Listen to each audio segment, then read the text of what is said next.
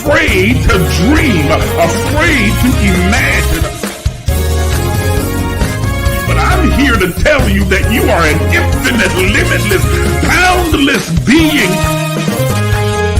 Are you willing to do what is necessary to have what you desire? Thank you for joining us. Please take a moment and like the Facebook page. Subscribe to the YouTube page and hit the notification bell so you'll be notified when we go live. If you are finding value in these enrichment sessions, please consider supporting this page financially. Your donations allow us to continue to provide spiritual enlightenment, self-exploration, and kingdom knowledge. Also, consider becoming a partner because partnerships have this privilege.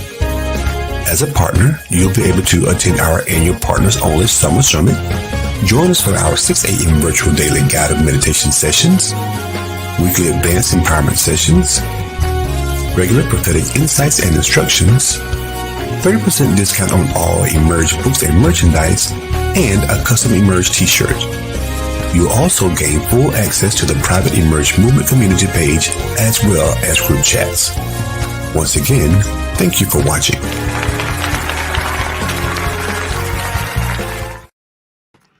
Good morning, everybody, and welcome to the Emerge Empowerment Session. I'm your host, Isaac J. Miles, and I am ecstatic that you have chosen to join me this morning for this very powerful, impactful, and important empowerment session that we will have today. Now, normally we focus our attention on giving you spiritual insights and equipping you with spiritual principles, practices, and patterns that will help you and guide you along your path towards spiritual wholeness. Today, not so much, even though there is spiritual significance to this conversation. Some of you may view it as more secular and civil than spiritual. But because we understand that the secular and the civil have a direct effect on the spiritual, and the spiritual is often what causes the reflection of itself to be seen in the secular and the civil, then we want to take some time and to really hone in on some things that are, something that is preparing to take place in the secular and civil community within the United States that has a global impact. It's not that the United States is the center of the world, it is not, but it is one of the most powerful nations on the planet. And so therefore, what affects this nation has a global effect as well. Not only that, we're not speaking just about the broad global significance of what's on the horizon, but we're going to try and hone in on the specific individual effect that is at stake for each and every one of us as citizens of this country and as part of the global community. This won't be a lot of hooping and hollering and yelling or screaming, but it will be packed filled with information.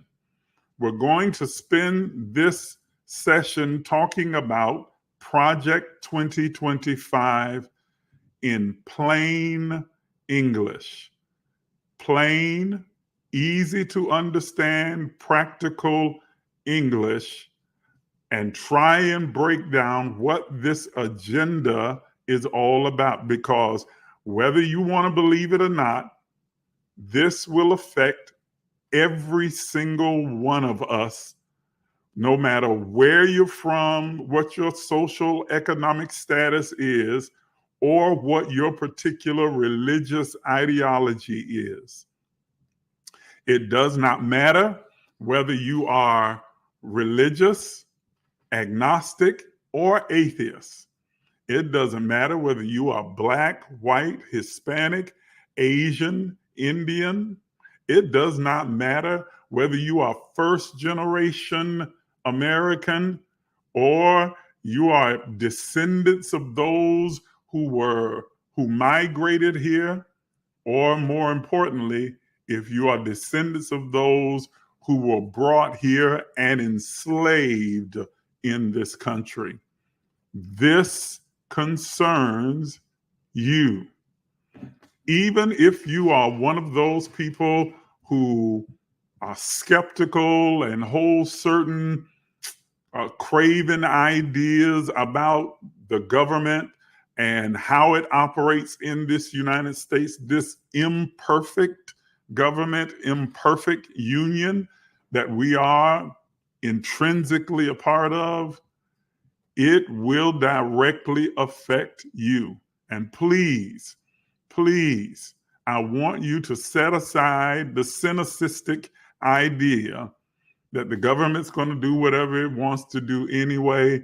I really don't have any say so. I really don't have any power. And besides, it really doesn't apply to me. None of that is true.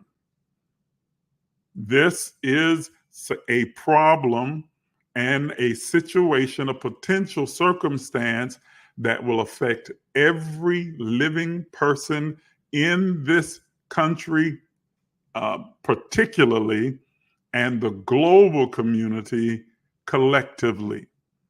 So what is about to take place and what is on the horizon is vital.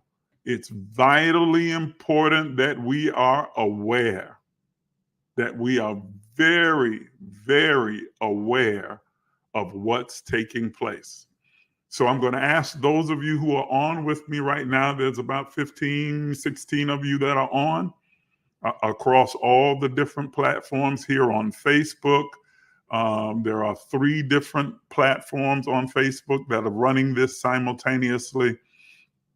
And those of you watching via YouTube Live, I'm going to ask every single one of you to do me a favor and make sure that you begin to tag as many people as you possibly can and encourage and admonish them to come and participate in this conversation. Tag them, share this video right now on your page. Go ahead, do it now. Share it. Hit the share button right there. Those of you watching on Facebook, hit the share button, all of you, and share this on your page so that those who follow your page will be able to tune in and made aware of this conversation.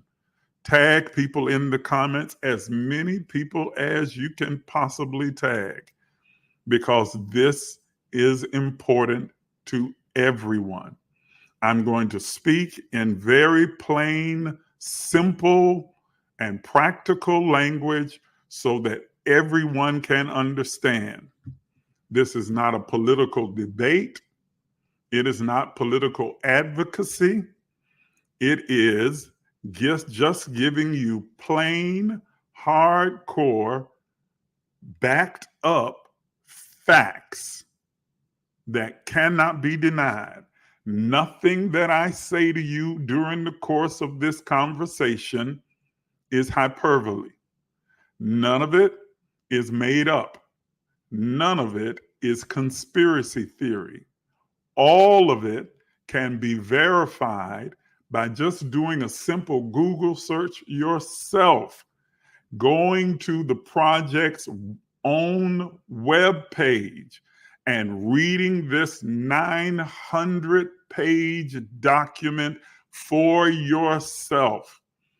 Now, I'm not going to read the entire 900-page document, so don't get scared.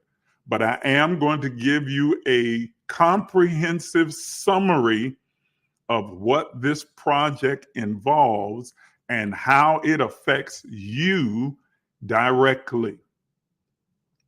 So you won't hear a whole lot of mentions about the Bible, the Quran, the Bhagavad Gita, about Jesus, or the anointing, the power, the Spirit of God, and all of that involved in this particular conversation.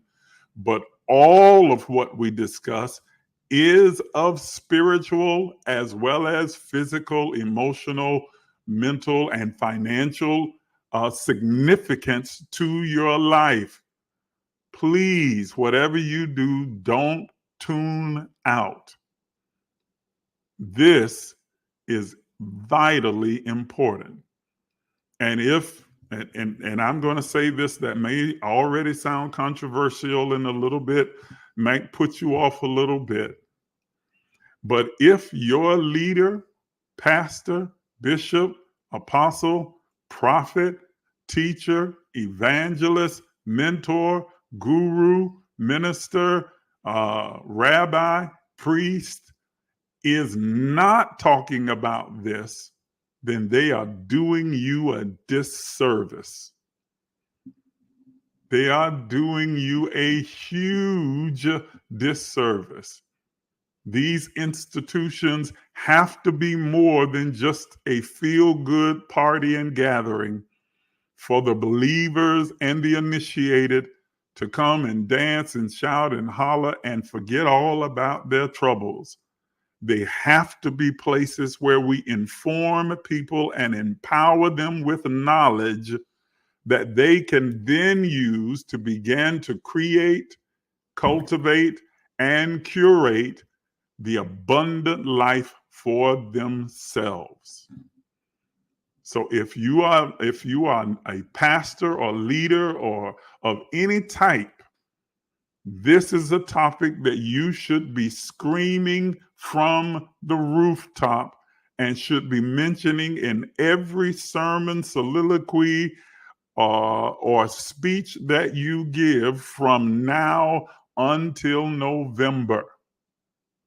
This is something that we should be talking about. This is way more important than any reality show or any of the latest movies or television programs that are coming on. This isn't a topic that affects every single human being of every age, every ethnicity, every race, every religion, every creed, every ideology. It includes all of us. So please, again, I'm asking you, tag as many people in the comments as you possibly can. Please don't, just sit there and hear me say that and do nothing. Get in the comments and start tagging all your friends, families, and everyone on your friends list or your timeline. Please share this broadcast on your page and do it right now. I'm going to pause and give you about another 15 to 20 seconds to do that because it doesn't take long. I've got a lot of information to give you, and we're going to try and squeeze it all in to this one session.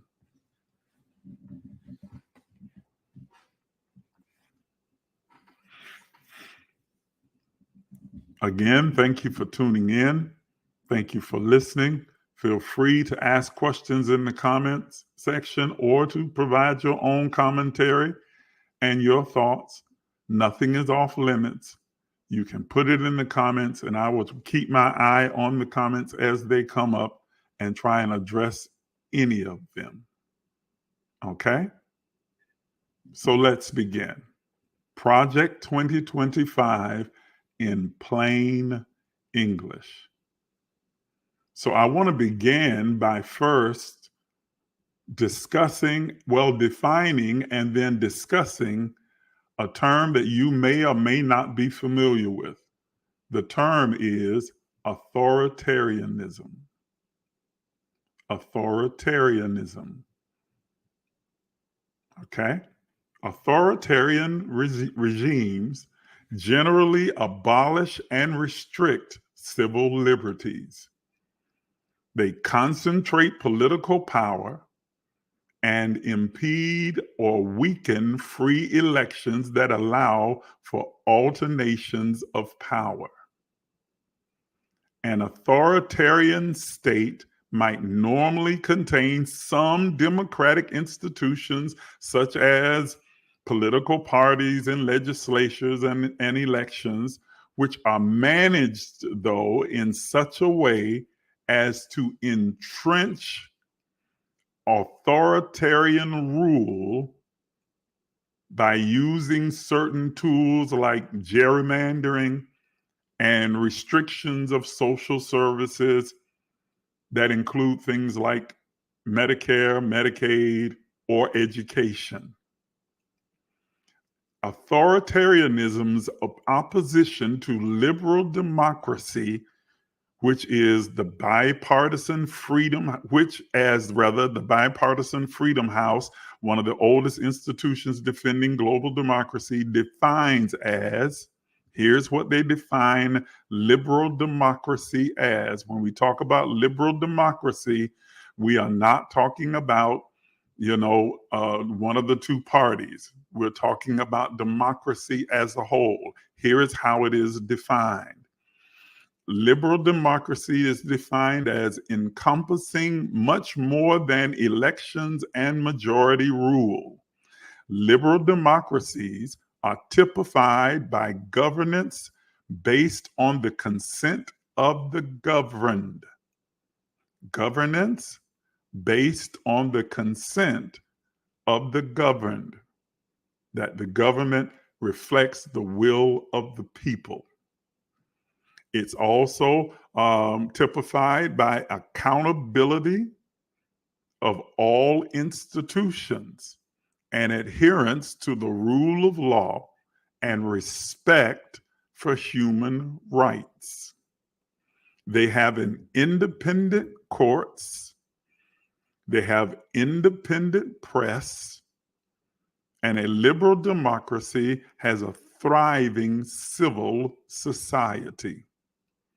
Liberal democracies are open to change in power, with rival candidates or parties competing fairly for the governed, for the good of the public, and for all of humanity as a whole, not just for themselves or for those who voted for them. Let me repeat that last part.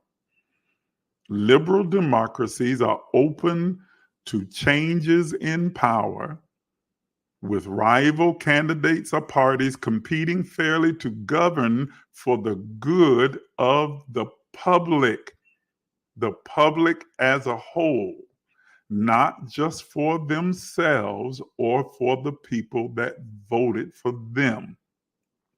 A true liberal democracy and leader of a liberal democracy understands that while they may have had to compete for the positions of leadership, they are responsible for leading in a way that benefits everybody and not just the people that voted for them, and especially not just for themselves.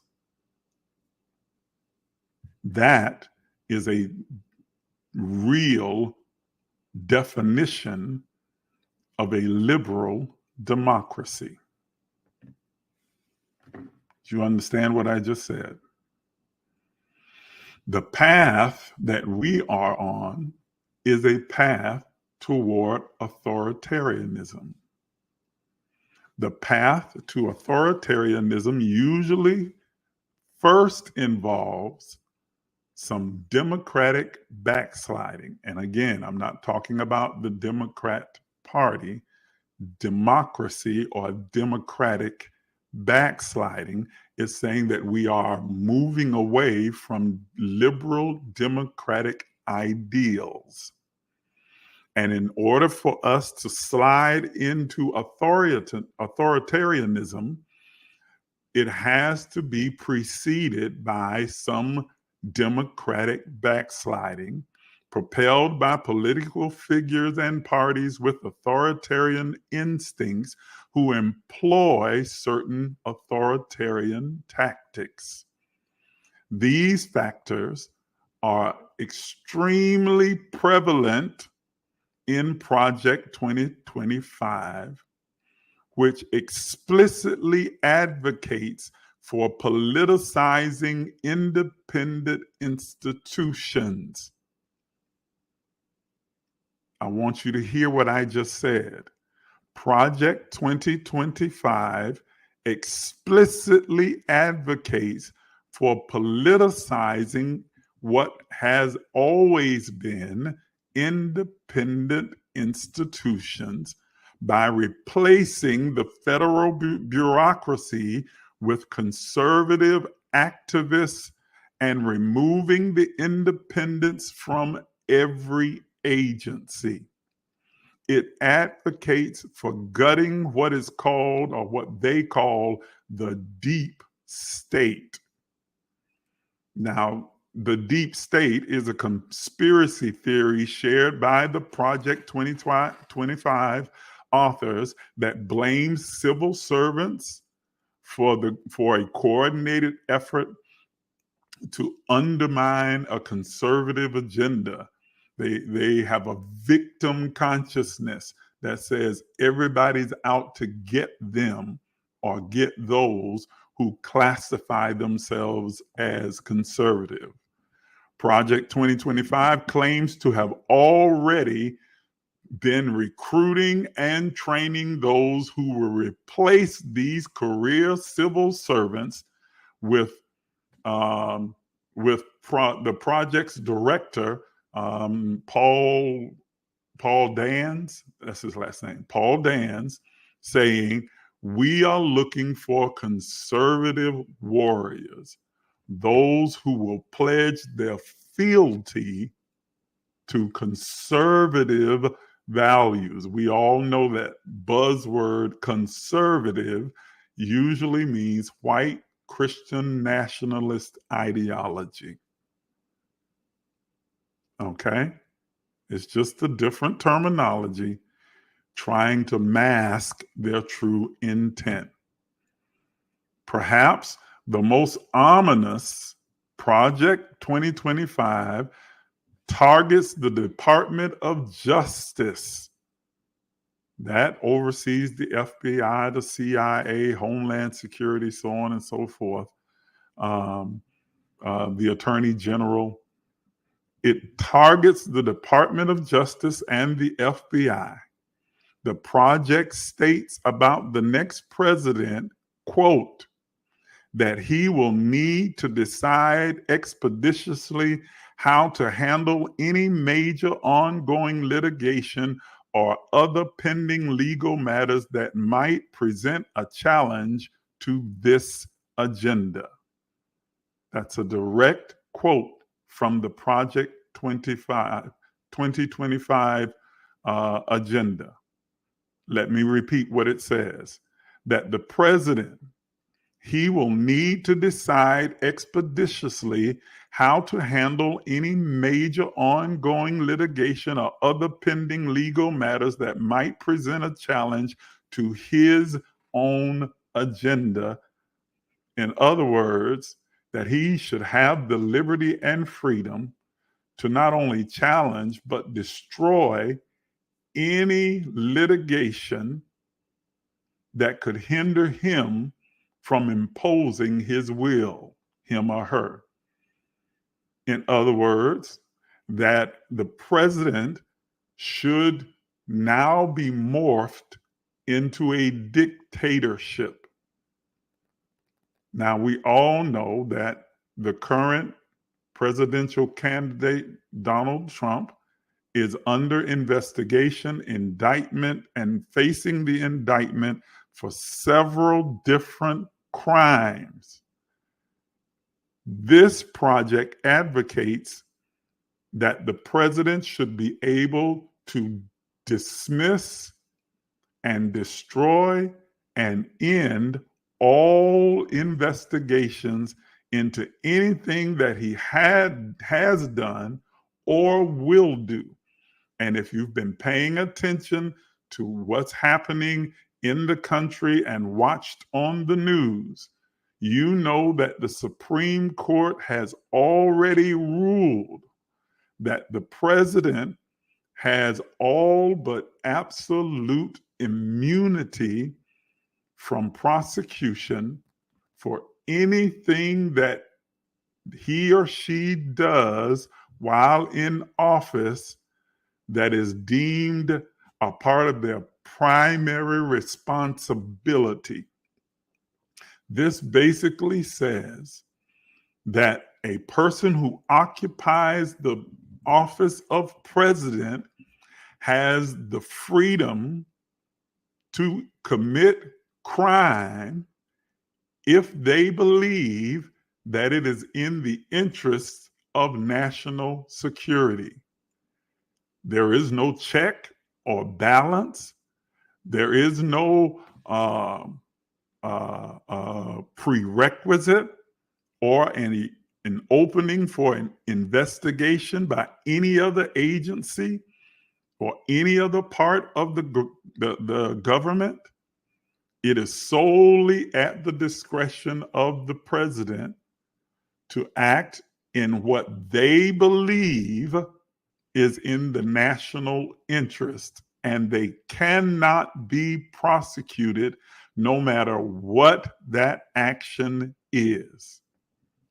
So when Donald Trump initially said back in 2016 he could shoot someone on Fifth Avenue, kill them, and he would still not lose a single vote, and that he could be justified in his action, the Supreme Court says that if he, as the President of the United States, considers a person, place, or thing a national security risk, he is well within his rights to have them assassinated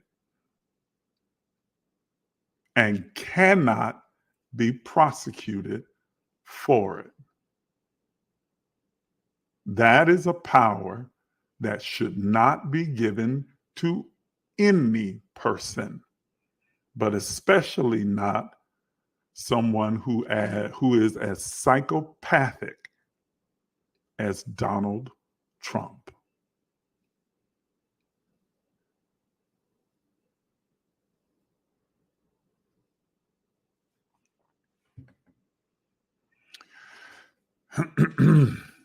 Let's continue.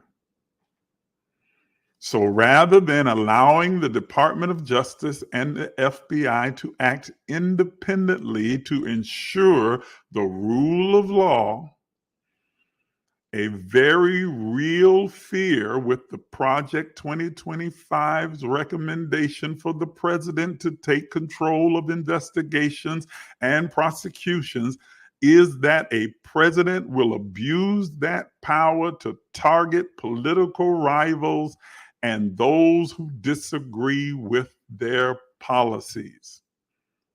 Since Watergate, presidents of both parties have worked to ensure the independence of prosecutions from political influence. But the project would politicize key institutions such as the Department of Justice and strip the civil rights protections from multiple communities, but particularly the African American community and the LGBTQ plus community. Those are the two most targeted communities by this project.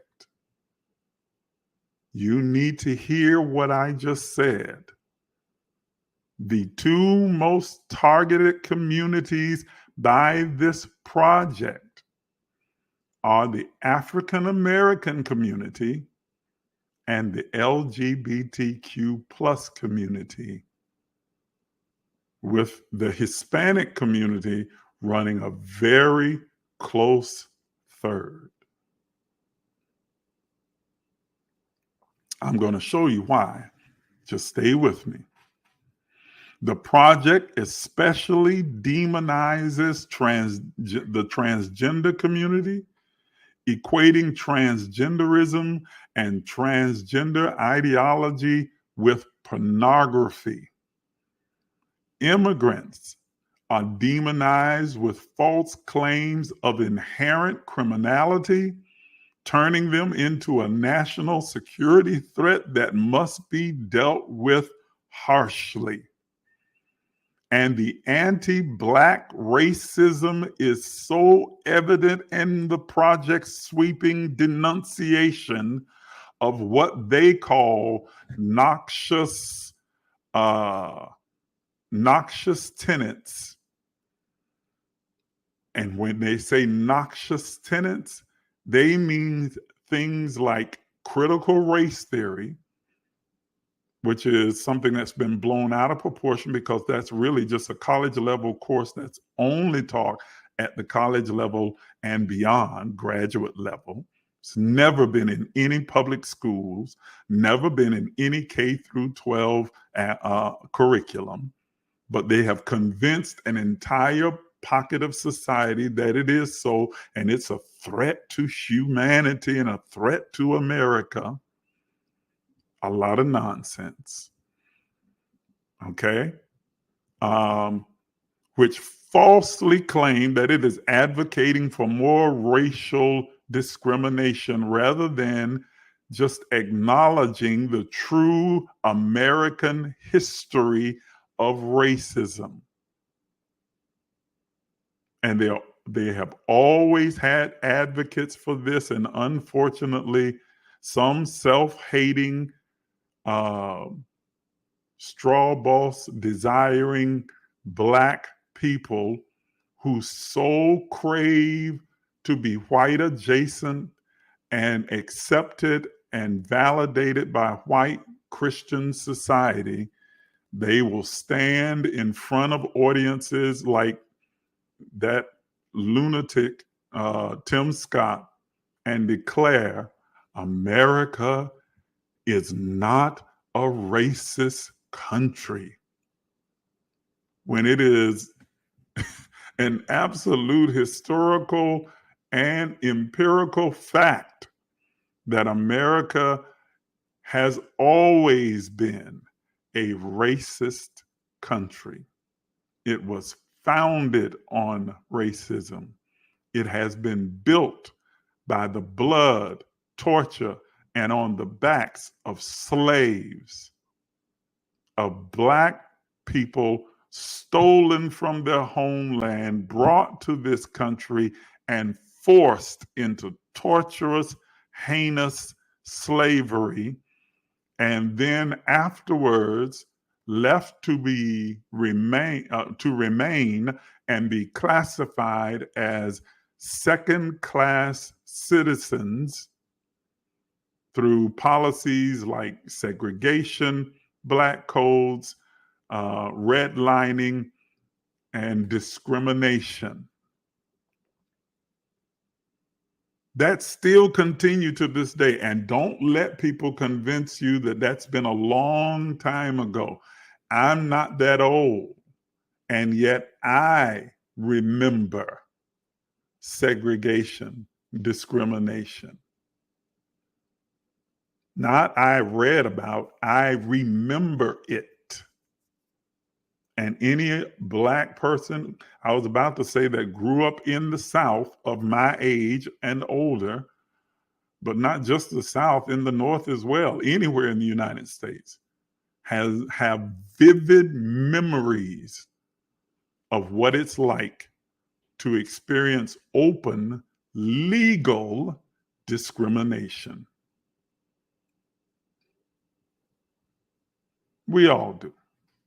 So don't let them tell you, oh, that's a long time ago, that's over, that's not who we are. It is exactly who this country is and has always been. It is the character of this country. It is woven into the fabric of this country.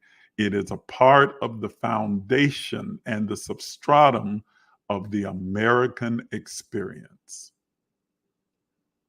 Now, that may upset some of you, but it is a fact. Okay? As for the FBI, This is the only agency in the entire federal government where Trump's policies and their policy team want to collect racial data. In every other part of the government, Project 2025 and Trump's policy forbids the collection of any race-based data so that they can claim racism doesn't exist.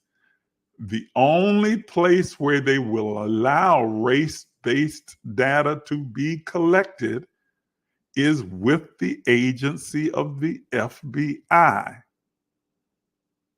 Why is that? The National Crime Victimization Survey is of particular importance. This is what Project 2025 says. Quote, the National Crime Victimization Survey, and if you don't know what that is, I'm going to explain, but you can Google it yourself, is of particular importance. It goes on to say, the demographic information that the crime victim provides enables such reports as race and ethnicity of violent crime offenders and arrestees in 2018, and finds that police are arresting those who, according to victims, actually commit crime. In other words, it's another way of saying that Black people are more prone to criminality than anyone else because of their quote unquote, here it is from the report, animalistic tendencies. I didn't make that up. That's written in the report. Yet somehow, that same report, they also want to prohibit the FBI from engaging in, quote, activities related to combating the spread of so-called misinformation and disinformation, unquote. They will stop the Justice Department's Civil Rights Division from investigating voter suppression and election interference. We want to investigate crimes, but not those crimes that affect us. So all of this stuff about voter suppression and election interference, no, we're not going to investigate that. We want to leave that completely out of the purview of the FBI. Yet, let's keep going. They will stop the, I said that part already.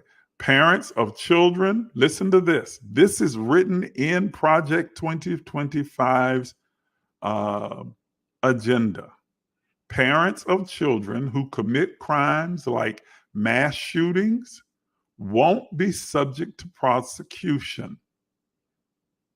But Trump's Agenda 47, which is just a watered down version of Project 2025, pledges to wipe out gangs and investigate progressive prosecutors, they call them, in Chicago, San Francisco, Los Angeles, and Atlanta, and every other city where these quote unquote, their terms, maniacs have taken over. You will find that the new substitution words for the N word are terms like barbarians, maniacs, animals, thugs, gangs.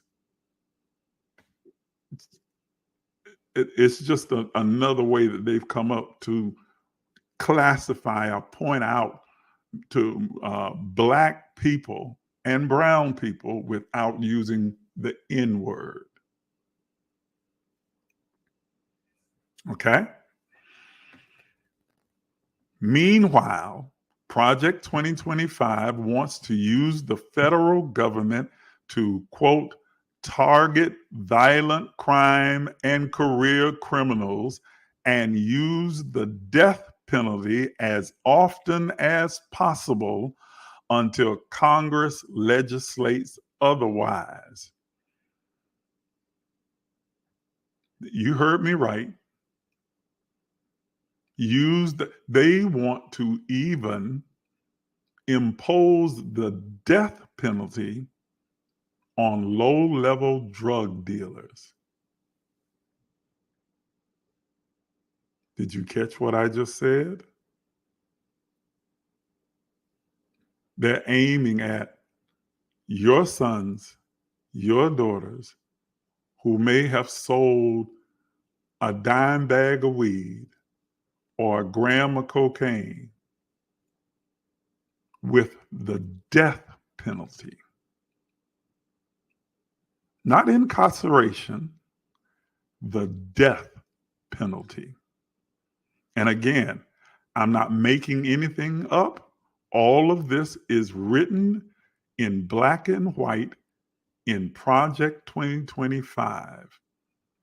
Go and download the 900-page document. It's in PDF form, and you can read it for yourself.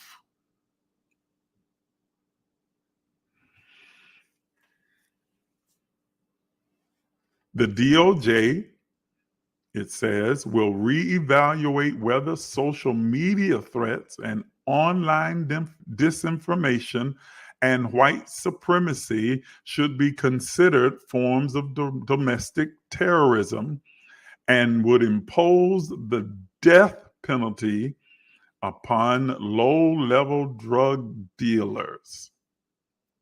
Quote, unquote, Project 2025. Now, I want to break down a few more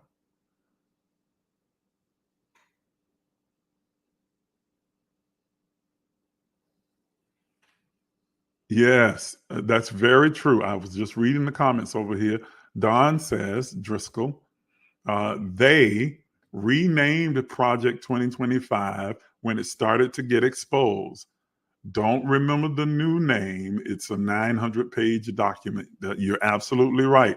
But it is also, the watered down version of it is what the Trump administration or potential administration has labeled Agenda 47, which is just Project 2025 light. That's all it is, okay? But all of this is online. You can read it for yourself. But I've got more because there's a lot more to it. And so I want to give you some visuals so that we can click through it together. Stay with me. This is important.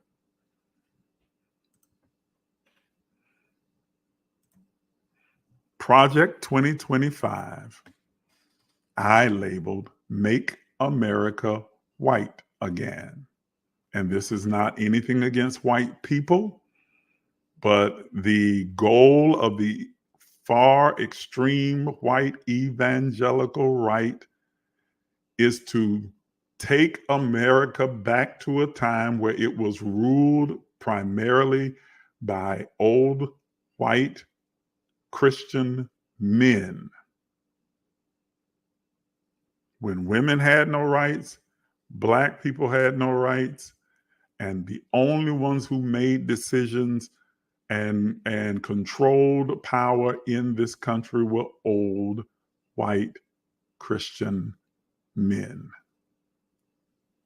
Let's click through some of the project's ideology. Here are some of the policies. Oh, I see now that I'm going to cover some of the words. So I'm going to take myself out of the picture and I'm going to remove the emerge insignia so that you'll be able to see clearly.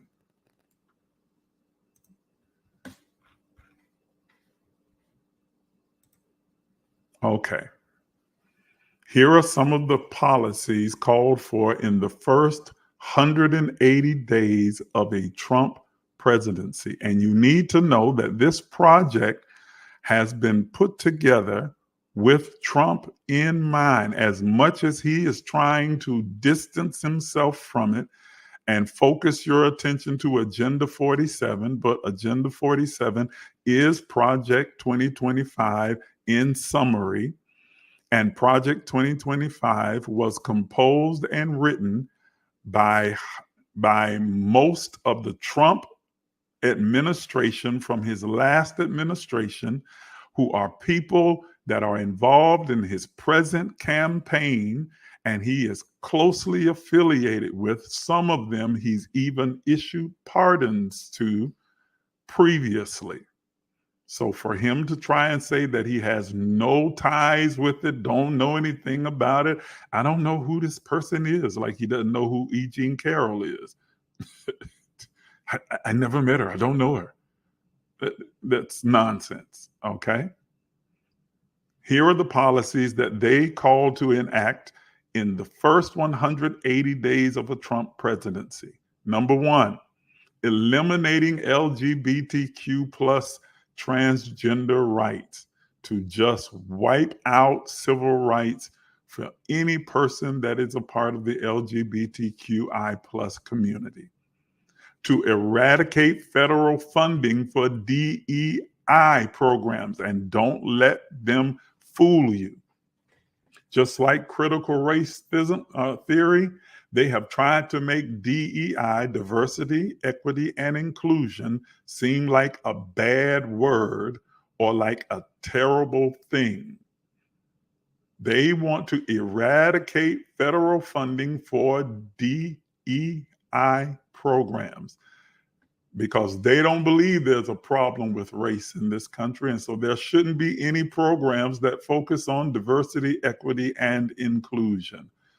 Participation in any critical race theory or DEI initiative will be grounds for termination of any government employee.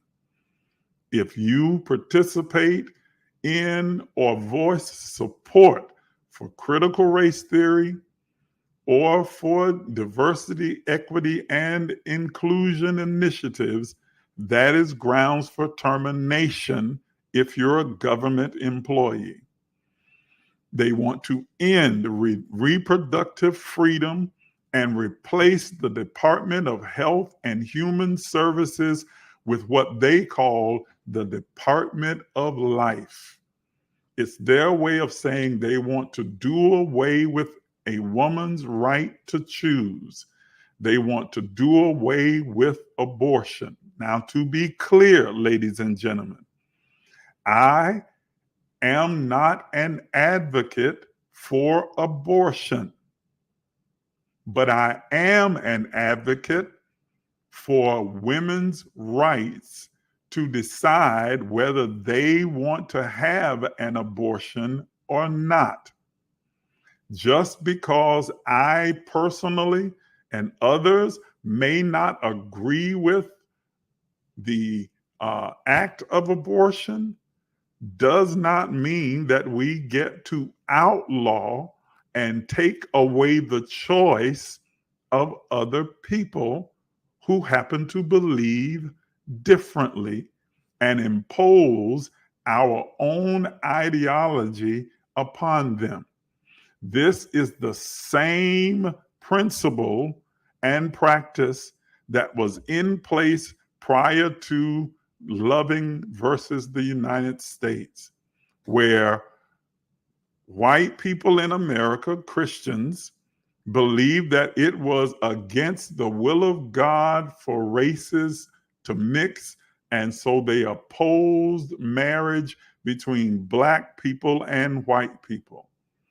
Now, that's perfectly fine for your own personal belief, but you cannot impose it as a law and make it illegal for people who love each other to get married simply because they are of a different race.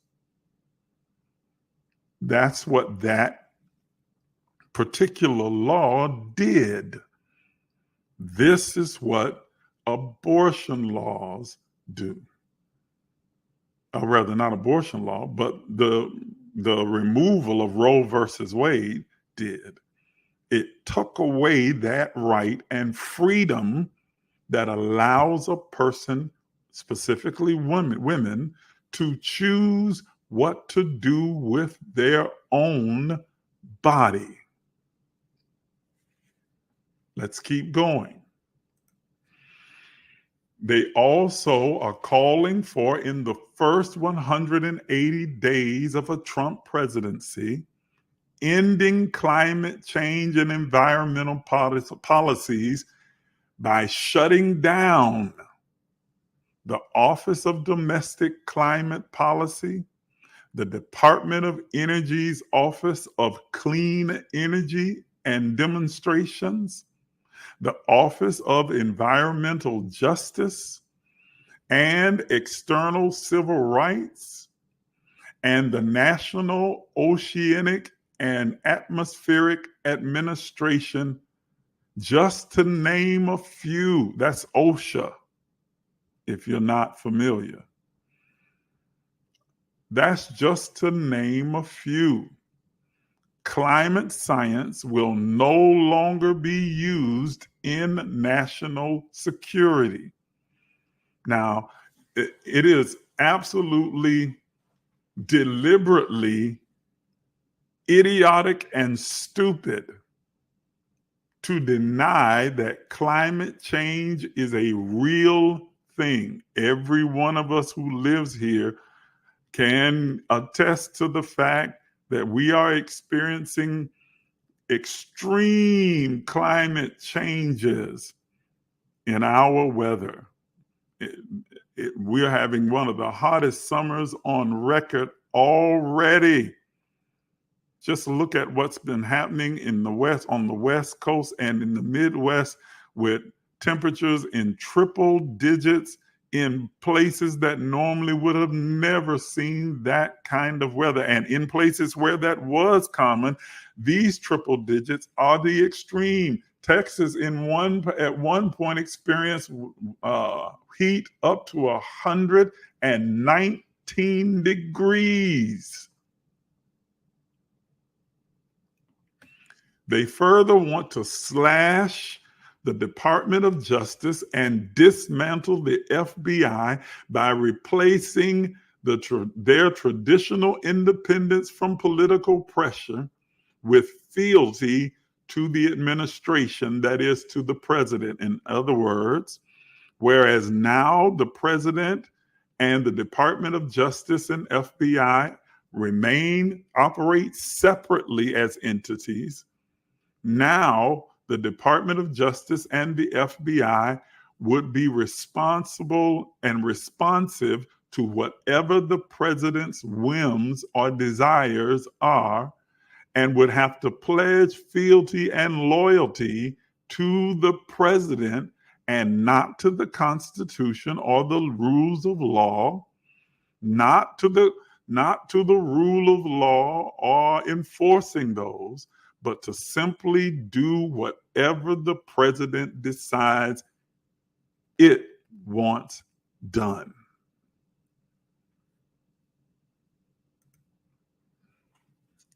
It calls for purging the government of apolitical servants by firing as many as 100,000 civil servants and hiring replacements from a database of personally vetted conservative values and loyalty, what they call a conservative LinkedIn.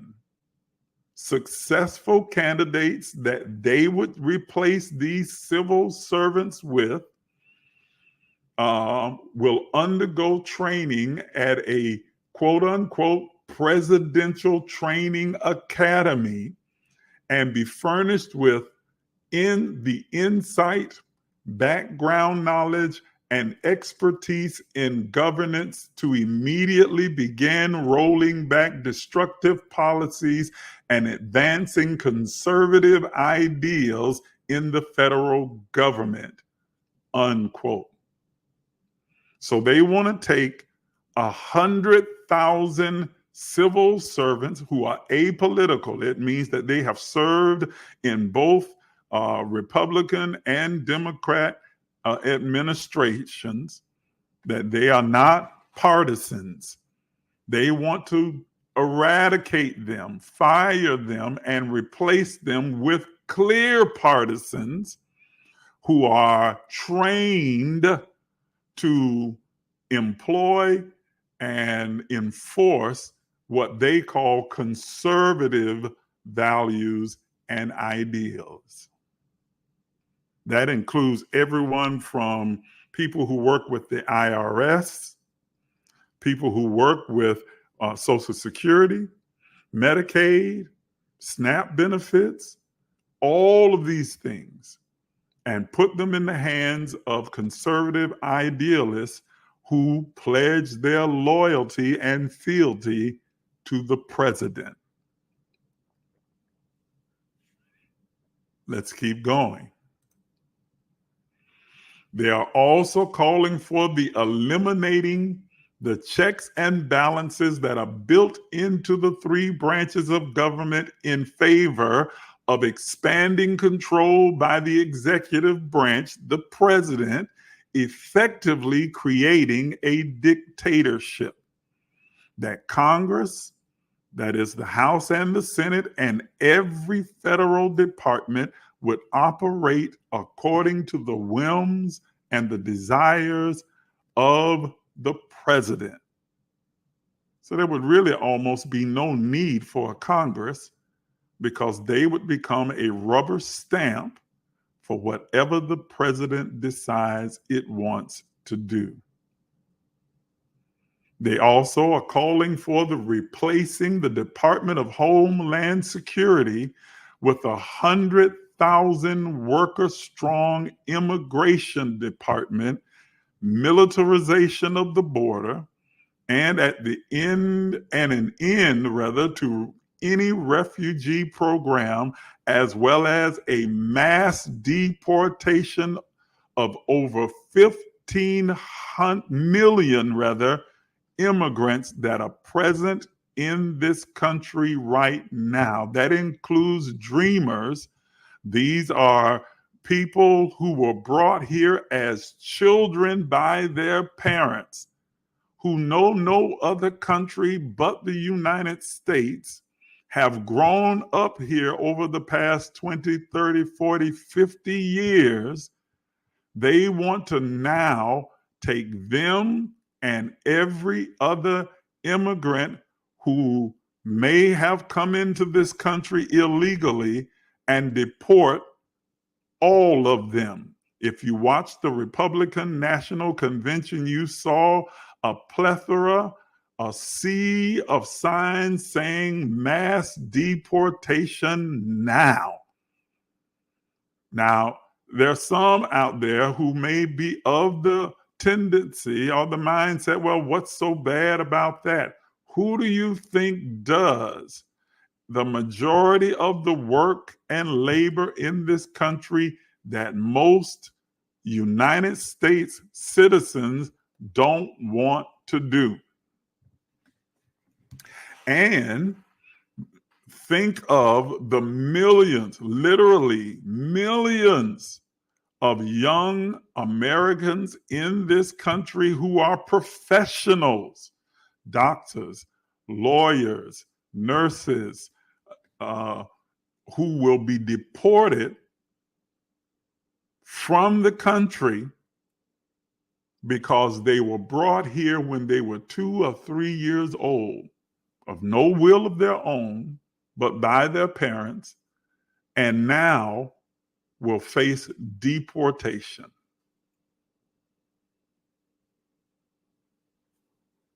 This is what they call for in the first 180 days, which is almost just profoundly unrealistic as well, because how do you deport 15 million immigrants in 180 days? Well, they purport to do so by militarizing the border and putting together a militarized force to round up immigrants from around the country. You can't ship out 15 million people all at one time. So that means they will be put into concentration camps, into stadiums, held there for an indiscriminate amount of time until they could be deported out of the country by bus, plane, train, or whatever other transportation they can come up with. Is that really the type of country you want to live in? This is akin to the same thing that Hitler imposed in Nazi Germany by putting Jews into concentration camps, shipping them on trains to Auschwitz, where they would eventually face what they called the final solution, which was death. They're not talking about killing them, at least not yet, immigrants. But they are talking about putting them in concentration camps so they could ship them out. Okay? Another part of this immigration policy, they want to do away with born citizenship. That says simply just because you are born in the United States, you are automatically a citizen. Now, I need for you to listen to this carefully, especially Black people, because most think that this just applies to immigrants of the Hispanic culture or nationality. But there are more Asian-born children in the United States of immigrants than there are Hispanic. And further, this is a sneaky way, listen to me, Black people, to take away citizenship from Black people. Because they will, since they will eradicate the teaching of true history, they will begin to classify African descendants as the descendants of African immigrants who came to this country. And we, as the offspring of those African, quote unquote, immigrants, would no longer be given legal status because we were born here, even though we were brought here and enslaved.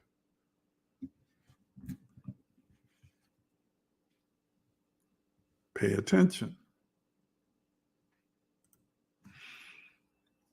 They're also advocating for fundamentally altering American diplomacy to push an anti-abortion and anti-LGBTQ plus agenda, adopt a what they call a human rights regime distinct from the Universal Declaration of Human Rights, and abandon international organizations and traditional diplomatic and security alliances. I'm going to keep going because I've already been on for an hour. Give me just a little more time. Project 2025 and white nationalist policies. What I call Make Jesus White Again. Much of Project 2025 and Agenda 47 policies are based on what they call America's Judeo-Christian tradition stretching back to Genesis, which is absolute nonsense.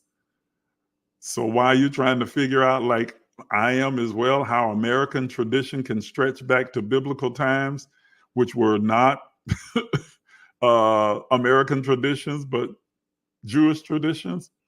Check out a few of their Jesus-based policies based upon their interpretation and ideology about Jesus and the Bible. They will pass a law stating that only genders recognized by the United States governments, the only genders recognized by the United States government are male and female, and they are assigned at birth. That is in quotations, ladies and gentlemen, because that is written in the Project 2025 policy. The only gender recognized by the United States government are male and female. So this wipes out LGBTQ plus community altogether, and that those genders are assigned at birth.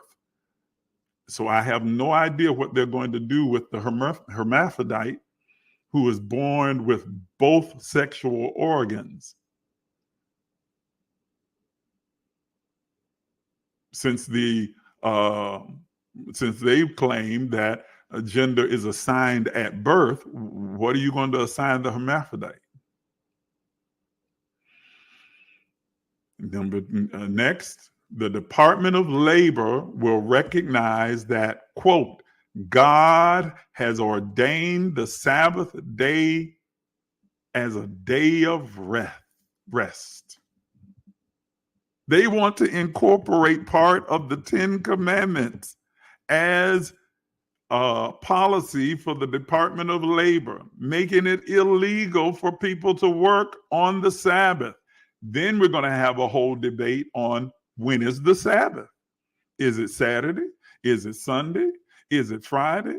Because there are varying calendars that disagree as to what the Jewish Sabbath was.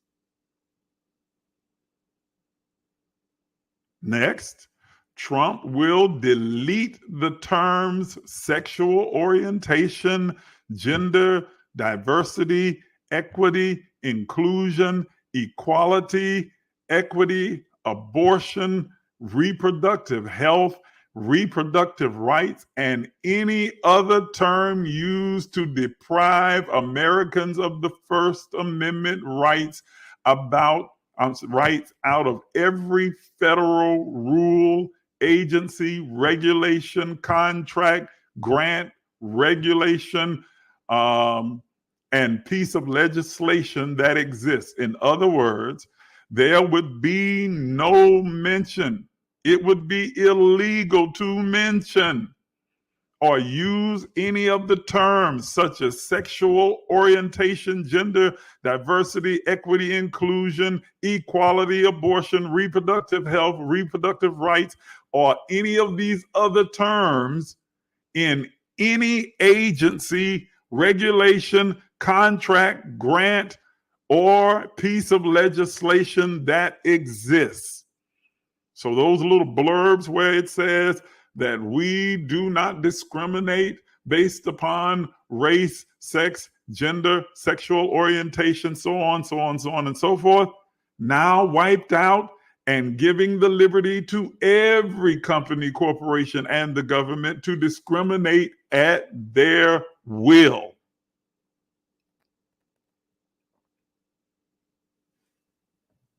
Let's keep going. They will make abortion impossible. And we'll get to that. If I have enough time left at the end, I'll go into more about what that means.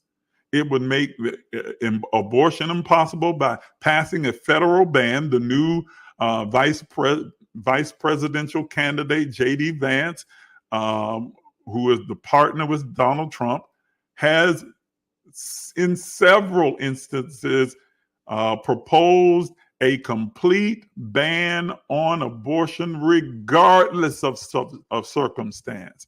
That means people who have been the victims of molestation or rape are forced to have the child of their rapist and their victimizer.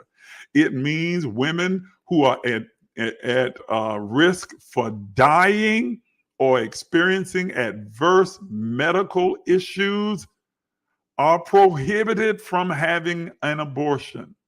It means that women who miscarry or who have a child that dies in utero are forced to carry that child to full term and cannot have that child disposed of. So even though the child or the fetus is dead in their womb, they have to continue to carry it for 9 months. And to do otherwise would put them in jeopardy, as well as the doctors and hospitals that facilitate it, under penalty of law, making it a felony for any doctor to perform the procedure. It would allow Christian schools to use federal education funds with no oversight or curriculum regulations, so they could teach whatever they wanted to teach in Christian school, that the earth is flat, that science isn't real, that man did not descend from apes, but that did not evolve from apes, or any other scientific terminology, that everything is abracadabra and hocus pocus poof and just came into being. So you've got one part of the population who believes science and another part of the population who doesn't, because their school doesn't require them to teach it or to teach them anything. They don't have to teach about civil rights. They don't have to teach about being humane. They can teach that that God intends for the races to remain separate, that it is against God and against the will of God, and it's wrong and should be illegal for races to mix or to communicate with each other, that they should live separately.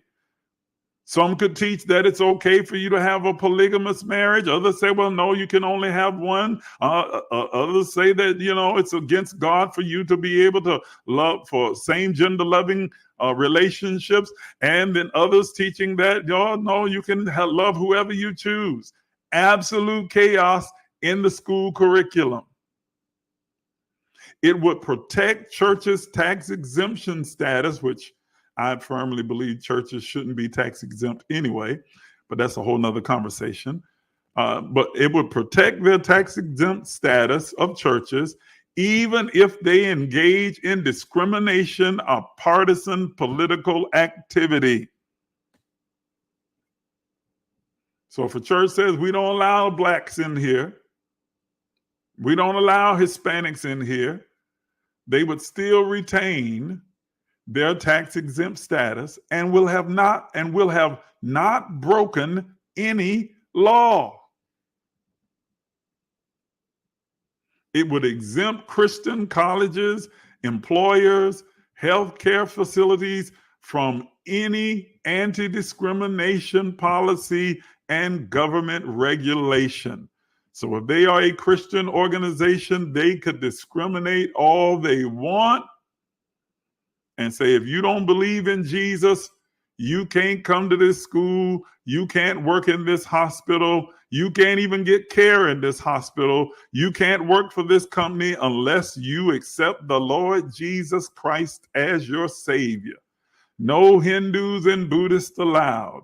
No Muslims allowed. No agnostics, no atheists. No one of any other religious persuasion is allowed in this company, in this school, in this hospital, in this facility.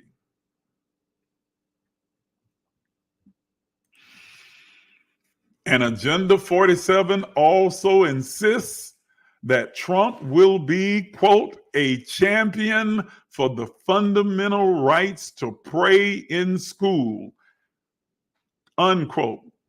And when they say pray, because I hear some of you already saying, well, what's wrong with prayer in school? Well, what prayer? When they say pray, they mean it must be a Christian prayer.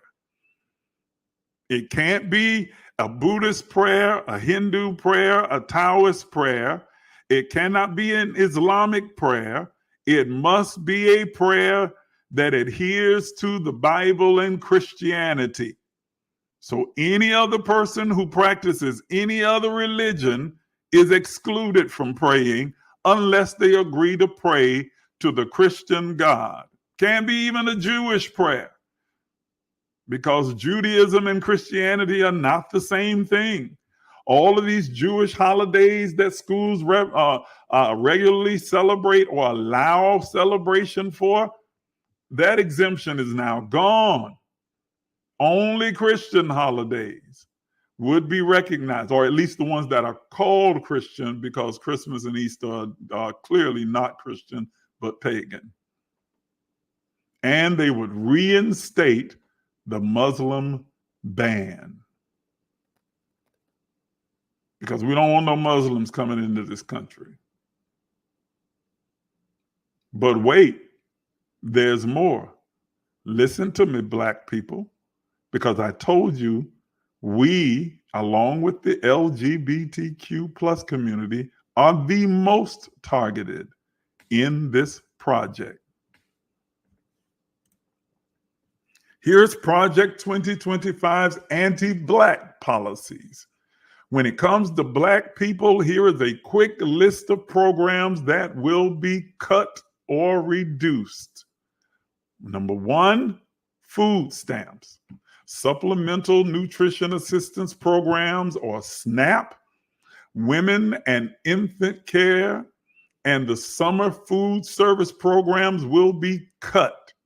The program will include also work requirements. You can't be poor and you can't be homeless in this country. Everybody has to work. And if you're not, they will not offer you assistance or support. And for homeless people, you can be jailed simply for being homeless. They will also cut funding to NPR.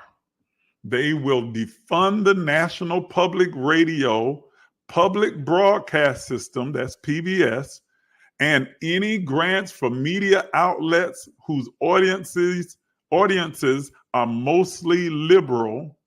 They actually say this. Any audience of mostly liberal or quote unquote Black, they will defund the programs such as the National Public Radio Public Broadcast System. They're going after Big Bird, Sesame Street, Mr. Rogers, all of them. They will also attack school lunches. There's a whole section on rich kids eating free lunch. People who attend schools in poor districts will still have to qualify individually. Okay?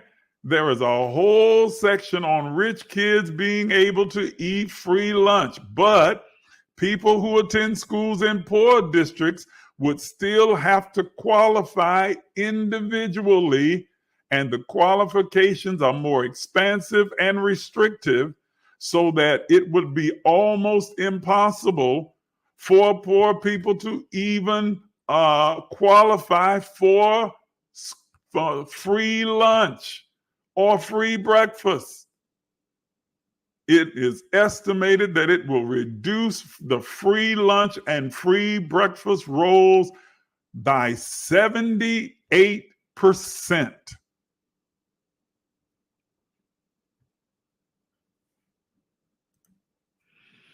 Student loans. Hello. A Trump administration would cut and or privatize all federal student loan programs. Not only would this end The fetish for forgiving student loans is what they call it, a fetish for forgiving student loans, but it would also eliminate income-driven repayment plans. In other words, we don't care if you're struggling and you can't really afford to pay your student loan back all in a lump sum. We're going to eliminate that income-driven repayment plan and set it at a level where everyone has to pay back their student loan at the same level, regardless of their income. So the person who's working at Walmart has to pay just as much as the person who works at Wall Street.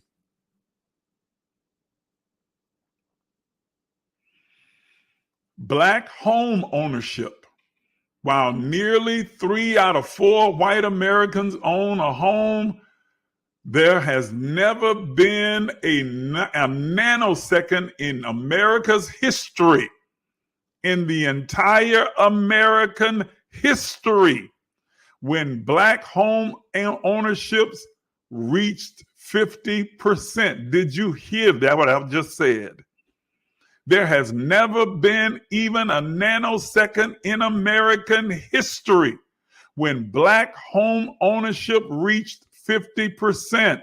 Less than 50% of Black people in America own homes after over 250 years of slavery and years of servitude to this country.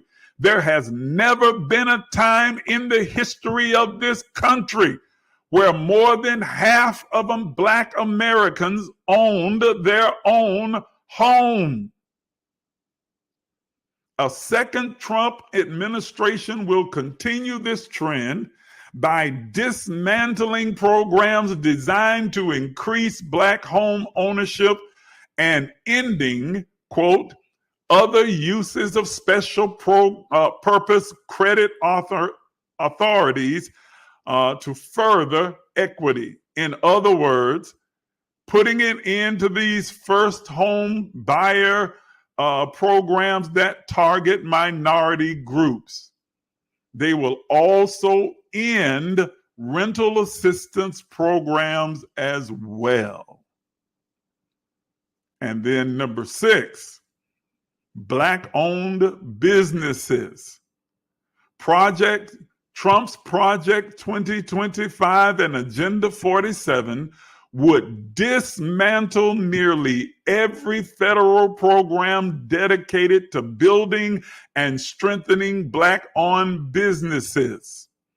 It would eliminate a 60-year-old program that requires federal contractors to comply with anti-discrimination laws and overhaul the Minority Business Development Agency into a program that focused on, quote, the benefit of a free market, the evil of socialism and communism, and the destructive effect of taxes and regulations on minority businesses.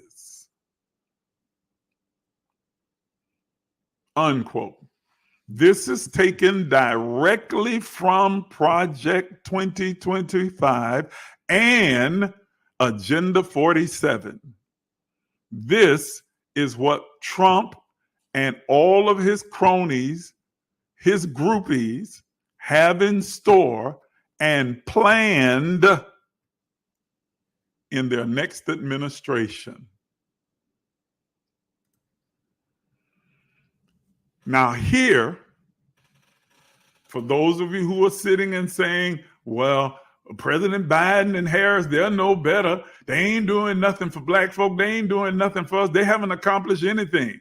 You've allowed the media and the propaganda from the right wing and right-wing Christian white nationalists to warp your mind and convince you into thinking that the Biden-Harris administration hasn't done anything. And unfortunately, lately, even the Democratic Party is coming out against their own candidate. I can't even believe how stupid, idiotic this is.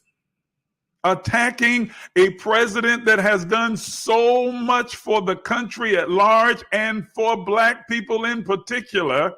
And these same people in the Democratic Party that wants to oust Biden in the name of winning the election and defeating Trump, they say, are absolutely opposed to the Black woman who is the vice president elected to step in case the president is unable to serve.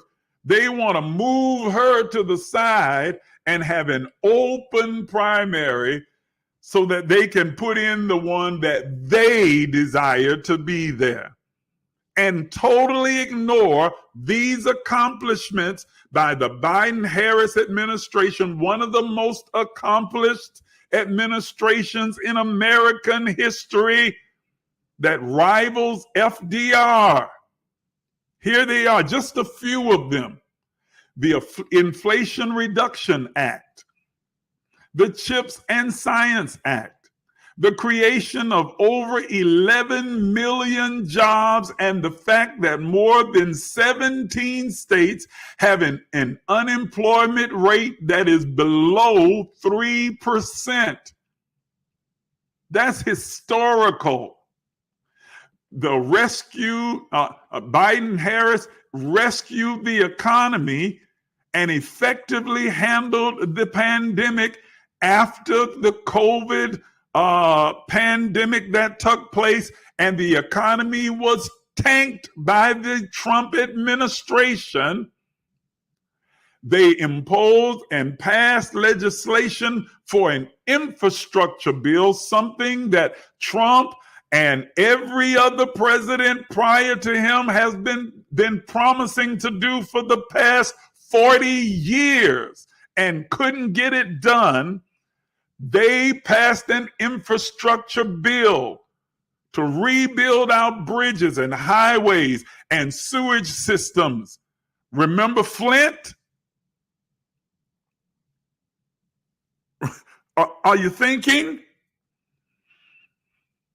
They were the first ones to pass, I put NESS, that's a typo, new gun legislation in over 30 years. Now, it didn't go far enough. It didn't go as far as I think it should go to eliminate assault weapons and ban high-capacity magazines and so on, and require background checks.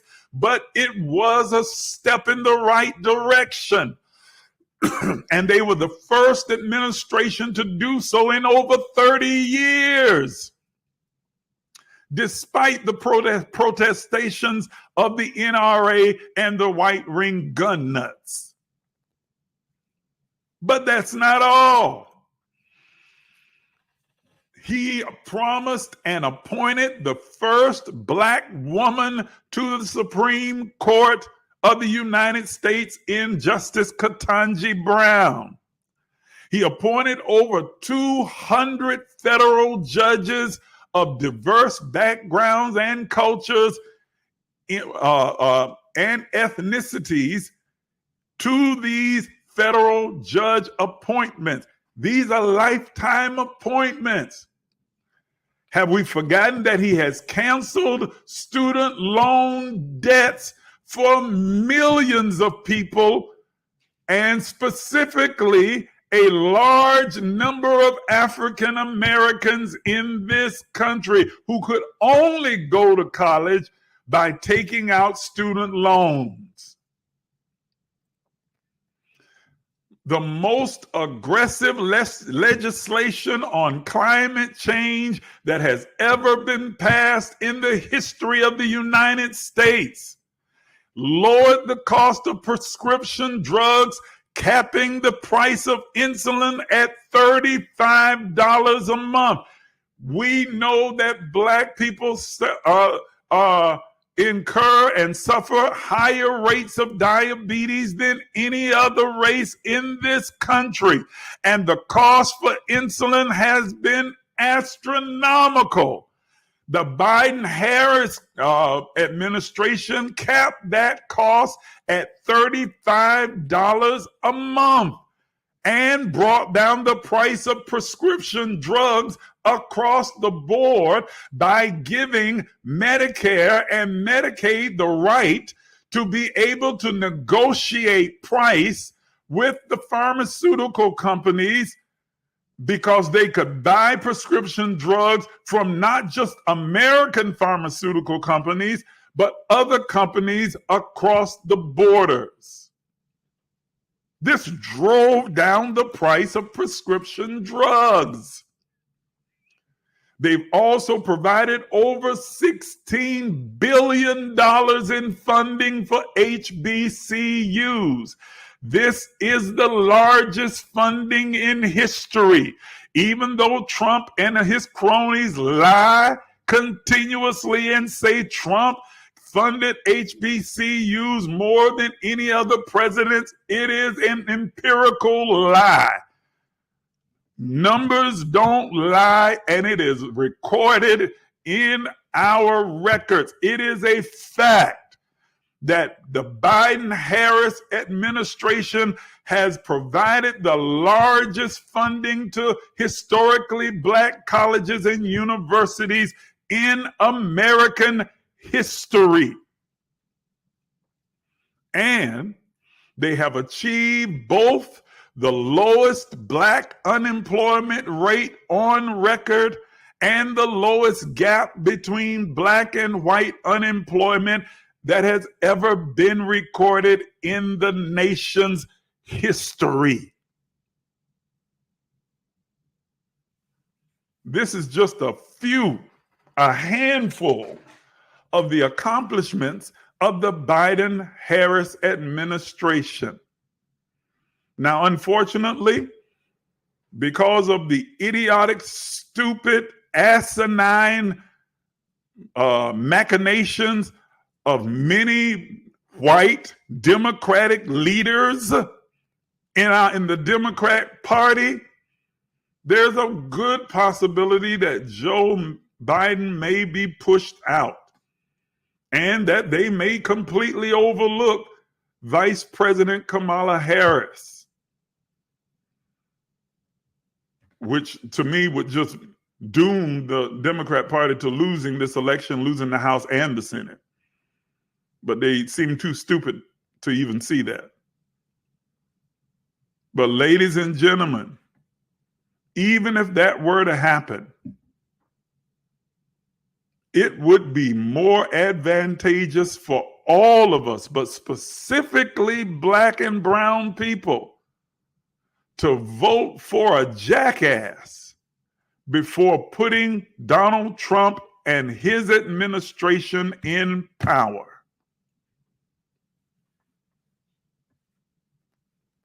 I'm going to say it again for the people sitting in the back.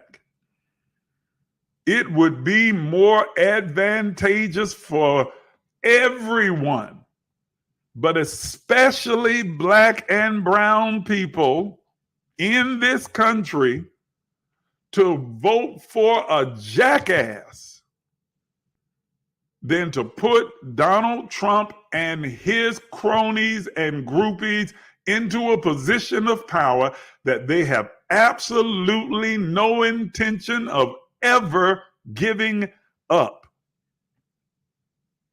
To vote or allow Trump to be elected is to end elections in this country. He will serve until the day he dies and set up a succession that will put either one of his sons or one of his other cronies into power immediately following his death. That's not hyperbole. That's not me just throwing out conspiracy theories. This is documented in their own agenda that is their intent. They have already put in place systems should Donald Trump actually lose the election, to say that he didn't lose it, that the election again was rigged, and to stage a more effective coup than the one that was done on January 6th, to forcibly take over the government.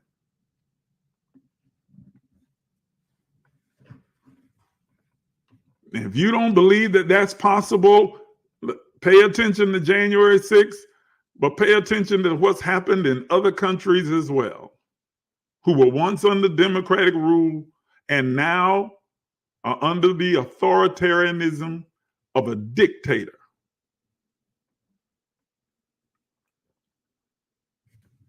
I hope that you are paying attention to what I have said.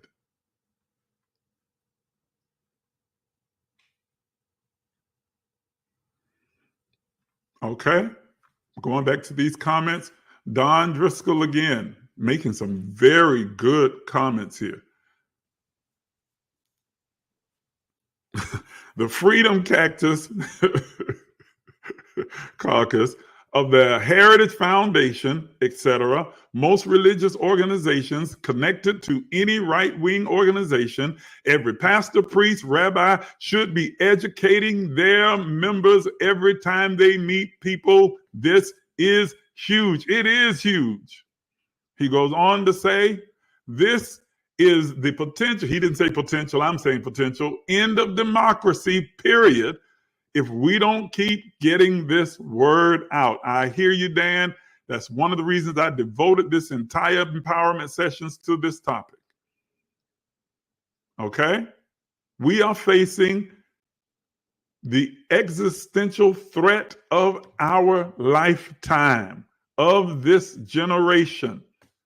Donald Trump and his groupies and cronies are racist, misogynist, evil, wicked, but they are not by any means stupid. They are very well educated, mostly white men who have laid out a plan and agenda to radically change this country for the worst, to destroy democracy, and to specifically target Black, brown, and LGBTQ plus people in this country.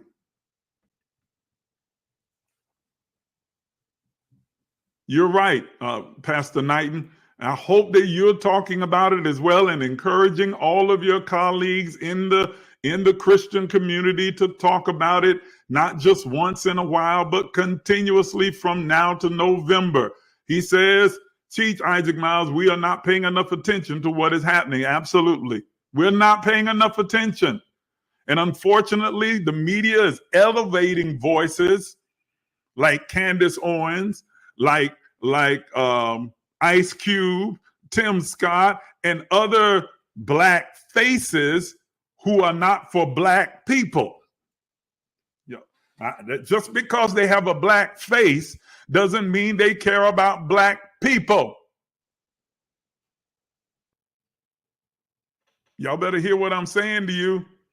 Why do you think they keep pushing Tim Scott out there with his ignorant behind? He's so stupid to keep allowing him and the other boy, what's his name? Donald Douglas or something like that. The other guy from Florida. Just allow themselves to be used as a puppet and a pawn to parrot and be the mouthpiece of their hateful agenda that is working against their own interests. People like Clarence Thomas, who should have been impeached and thrown out a long time ago, along with Alito. Are y'all hearing what I'm saying to you? Okay? Fiona, Flora Samuel says, I agree wholeheartedly with this entire sharing. Thanks. It really should be a mountaintop sharing from every pulpit here in America, especially our Black communities. My message to people is that we have to quit being so religious and start becoming active in what is happening in the world that is already and will furtherly affect us in depth, like never before. Now that the GOP and all of 2025 project now have a Republican Jesus, Donald Trump, and his name is Donald Trump, the religious church going. That's all that came up. But yeah, it's true. They have elevated this man to Jesus status, and his groupies worship him. You saw them all wearing them little fake Band-Aids on their ear for a nick that he got on his ear. And the narrative that's being pushed that he was, almost assassinated. I can't say on this public platform what I think really took place. But I can say to you that that whole event was as fictional as a Tyler Perry movie. I was about to say a bad Tyler Perry movie, but all his movies are bad just about. God.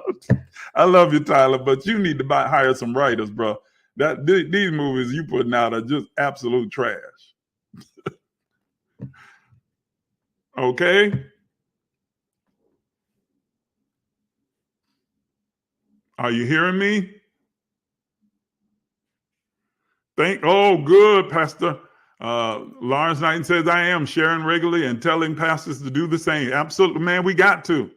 I've been texting, emailing, and inboxing as many pastors that I know, even though most of them don't like to deal with me anymore and they, don't want to publicly have nothing to do with me. I'll go to them in private and say, look, bro, if you're not talking about this, you ain't talking about nothing. You need to open your mouth and talk about this. Instead of slap your neighbor and turn around and high five your neighbor and take 3 steps forward and God's getting ready to bless you with this, that, and the other, and the enemy is fighting against you, this, how, Give your people some real solid information that can empower them and begin to encourage them to get actively involved in the protection of this democracy and of the Black community in particularly. All this other nonsense that you up there hollering and hooping and spitting and rolling and jumping and speaking in tongues about is not doing anybody any good. It's not about worth about as much as a hill of beans. Here are the things that we really need to be focused on. Here are the things that we really need to be concerned with. You're right, Lawrence. He says all our skin folk are not kinfolk. Did you hear that? That is the absolute truth. And Clarence Thomas is living proof. Okay?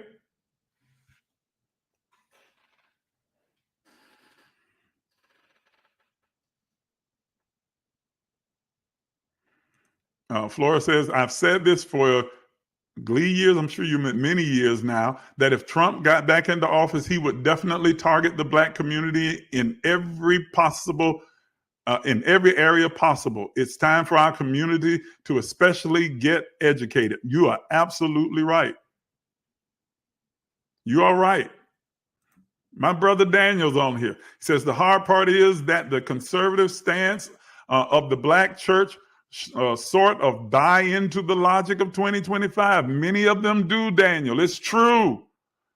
It is so true that many Black churches and leaders kind of buy into that whole ideology of the white. Well, that's because Christianity is, for the most part, a white-centric religion.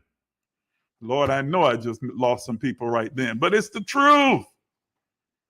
It is the absolute truth. They teach you to hate your own history, your heritage, your lineage, and to embrace white ethnocentric beliefs and ideologies as your absolute truth. Look up to a white Jesus with blonde hair and blue eyes and white skin and worship and believe and align yourself with white doctrines and white truths written by white men, preserved by a white church with a white agenda that didn't even consider us humans. Look up the early church fathers. First of all, ask yourself why there are no early church mothers and only early church fathers. Secondly, why all the early church fathers are white, old white men, from Polycarp to Origen to Ignatius. You don't see no Black early church fathers. All the early church fathers on which Christian theology is built are old, white, racist, prejudiced men. Don't get me started down that road. I'll really upset the apple cart this morning. And those are facts. I'm not making that up. Do a Google search. Do the research for yourself. Do the research for yourself. Daniel says, not only do we need to be educated on this point, but we need to get real about the desire to wipe us black beings from man, don't get me started. Don't get me started. Yes, sir. There is a real desire, not only in America, but by other countries as well, to completely exterminate black beings from this planet. Now, they're not going to succeed, but it's the desire. And you're right, Daniel, they still don't consider us human. They still consider us less than human. Many of them, many of your Christian preachers that you've put up on a pedestal and made heroes out of, hated black people or hate black people. Like your Jimmy Swaggart and your Jim Bakers. Oh, y'all don't want to hear this now. And your Marilyn Hickeys. And your Kenneth Copelands. Oh, no, he embraced Creflo Dollar. You see where he kept him at, right? And fortunately, Brother Creflo is starting to wake up now. He hasn't gotten all the way there, but he's starting to wake up and realize that he's been used for years as a pawn. I told y'all don't get me started. Okay, anti-blackness, that's right, Daniel. Daniel says anti-blackness is global. You better believe it. Okay?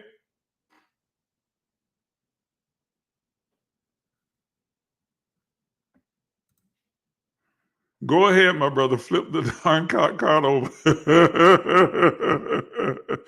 I could go down that road and do some serious flipping.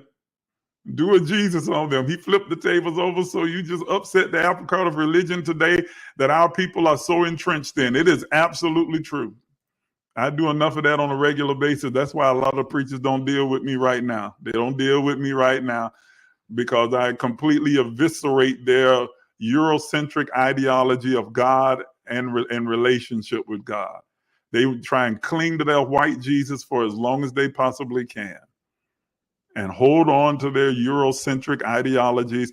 Got you hating your ancestors, but worshiping white men like Paul and Timothy and Moses and all these others. Now, it's okay for you to venerate them, but don't you start talking about your own ancestors now. That's evil, wicked, that's demonic. Now, Moses and Paul and Elijah, well, they're okay now because they're white folk. But don't you be around here talking about, venerating your ancestors, respecting and honoring them and consulting with them. No. We can pray to Mary, but please don't talk to your ancestors now. How you sound? Think about what you are saying. Buddha didn't die for me. Jesus died for me, which is a misnomer in itself because Jesus didn't die for you. If you read your Bible and actually do the historical research, he died for the Jewish people to convince them that he was the Christ. He didn't really need to die for them, but he had to because they were so locked and loaded and entrenched in the one particular ideology that there had to be some kind of human blood sacrifice that he went ahead and said, okay, then I'm not going to even try and destroy your law. I'm just going to fulfill it. But he wasn't talking to the rest of us. He was talking to them because the rest of us wasn't living by their law. He said, I didn't come to destroy the law. I came to fulfill it. And so what law was he talking about? He was talking about the law of Moses, the Pharisaic laws. He was talking about the Levitical laws. And those laws apply to who? Those Jewish people. It didn't apply to everybody else. He said, but I came to fulfill it. I came to do what you think is required by your law. He wasn't talking about us. Oh, Jesus didn't die. But Buddha didn't die for me. Jesus died for me. Okay, even if you want to adapt the idea and you think that Jesus died for you, well, guess what? So did Martin Luther King. So did Malcolm X. So did Medgar Evers. So y'all ain't going to talk back to me. There's a whole lot of black people, a whole history of black people whose names we don't even know that were brought over in the Middle Passage that died for you. No, Jesus the only one who died for me. You must be out of your ever-loving mind. Have you lost your rabbit? Boy, I almost, y'all gonna make me cuss on here this morning. Have you lost your mind? How disrespectful is it to your ancestors, to our ancestors, to say that they didn't die for us? Who do you think took those whippings, beatings, and torture? Who do you think went through all of that slavery and masochism and sadism imposed upon them by white men in this country? Who do you think went through it and endured it and fought to create a better world and society for you to live in? Who do you think? How dare you say they didn't die for you? Man, let me stop. I done went 2 hours and I know I'm pissing some folk off now. But I'm just telling you the truth. You need to wake the hell up and stop believing all of this white Eurocentric ideology about God and relationship to God. Because contrary to popular belief, God is not a Christian. God is not a Jew, not a Hindu, nor a Buddhist. God is a spirit, an energy, a force, a power. God is not a man. God is not a woman. God is not an American. And God is not white. God is not some old white man sitting on a throne with a long white beard and a scepter in his hand and a crown on his head, sitting high and looking low. But God is a divine, omnipresent spirit that is in you, through you, and as you. Quit letting these church folk disempower you and put you in a position of victimization.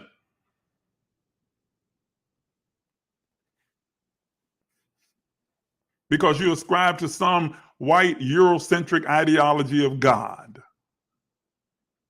It's time to wake the hell up and embrace the real God that lives in you, that you are the divine experience and expression of. You are the vessel through which the divine experiences and expresses itself in the earth. You in your black bodies with your black face and your black features and your black tendencies and your black culture are God in the flesh. How you like them apples? Oranges, pears, bananas, or whatever fruit you like. Mangoes, pineapples.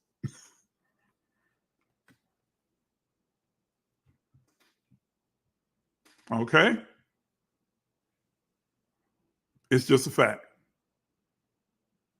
Oh, goodness. I done got Daniel started now. I got to get off Daniel, but here we go. I got to put him up. He says, can we talk about the fact that the Sun Book is plagiarized from African mythology? Oh, okay. Many parts of it, many parts of the Bible. Plagiarized. It taken in whole stories, stolen in whole cloth.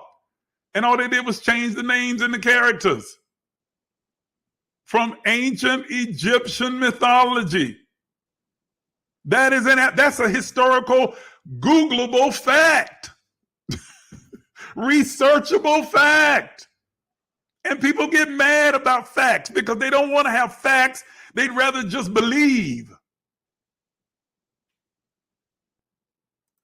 He goes on to say, can we talk about what took place at the Council of Nicaea in 325 AD? I think it's time to flip over these things en masse. You're absolutely right. Okay. Oh, man, he done got started. Can we talk about the Virgin Mary being stolen from the Black Madonna, which is the mythological Isis? It's true. It's true. So please understand, Black people, we are under threat. The entire country is under threat right now, but we are specifically targeted by Trump and his coming administration. If we don't line up and act, get up off your lazy backside and get registered to vote and go, and they're not going to make it easy. They never have. They're going to do everything they can to discourage you from voting. And they got black faces to come out and try and talk you out of voting or to get you to vote for this racist who can't even stand you or them. But you have got to persevere, register, start paying attention to what's going on all around you and stop watching all of these reality shows and start watching reality. And vote. Vote like your life and freedom depends on it, because it absolutely does. And if you got to stand in line then. Bring your own water. Bring your own lunch. Since they won't let anybody bring you anything or give you anything, bring your own then. Pack like we used to do when black people had to travel in the South, through the South. When I was a kid, our parents packed up food and put it in the car because we knew we couldn't stop at most places to be able to get food. We weren't even allowed inside. And so it became a habit and a tradition for black folk just to pack up food and take it with us everywhere. So pack up your food and your drinks and take it to the voting booth. Stand in line for as long as you need. Turn it into a picnic and a party. Put up tents while you're sitting out there in line. Turn on some music and do a line dance while you're waiting to go and vote. But for God's sake, exercise your right before it's taken away from you to vote, and keep this monster out of office. And not him only, but vote all the way down the ballot, because we need Democrats to be in control of the presidency and of the Senate and the House. The only reason that the Voting Rights Act, the Civil Rights Act were not restored and were able to be gutted by this raggedy Supreme Court, racist Supreme Court, is because we didn't have a clear majority in both houses. And so two white folk posing as Democrats, Joe Manchin and his little girlfriend, I forgot her name now, silly heifer, oh, Lord, stood in the way. And the Republicans have written in stone that everything has to pass by a 60-vote majority, and we didn't have a 60-vote majority. Now, I guarantee you, if Trump gets back into office, that'll be thrown out the window. They won't have all these 60-vote majority requirements anymore. That'll be gone and done with. And this whole idea of having a filibuster, that'll be wiped out. Now, they defend it all right now because Biden's in office. But I guarantee you, as soon as Trump is in office, they will do away with all of it. You don't believe me? Look at Mitch McConnell and what he's done over these last few years. That old bastard white hypocrite did exactly what he chose to do in order to maintain power for the white majority. Yeah, I said it. Don't get me started. I told y'all. Okay? I got to stop. I've been on here way too long, over 2 hours. I hope that you learned and listened. I hope that you took it in. Save this broadcast. Share it with your friends who were too lazy to get up and watch it this morning. Make them sit down and watch it. Show it to your children. Listen to it again and again until you get all of this information digested into your system. Talk about it with your friends, families, loved ones. Get the word out and get motivated. Don't let the stupid stuff that you see on television, especially coming from the Democrats right now with their attack against Biden and Harris, and it's really not about Biden. It's more aimed and targeted at Harris. Wonder why. Don't let that discourage you or dissuade you. Don't let that break you down. We have got to organize, unify, and beat back the forces of evil. As usual, it's left up to the Black community primarily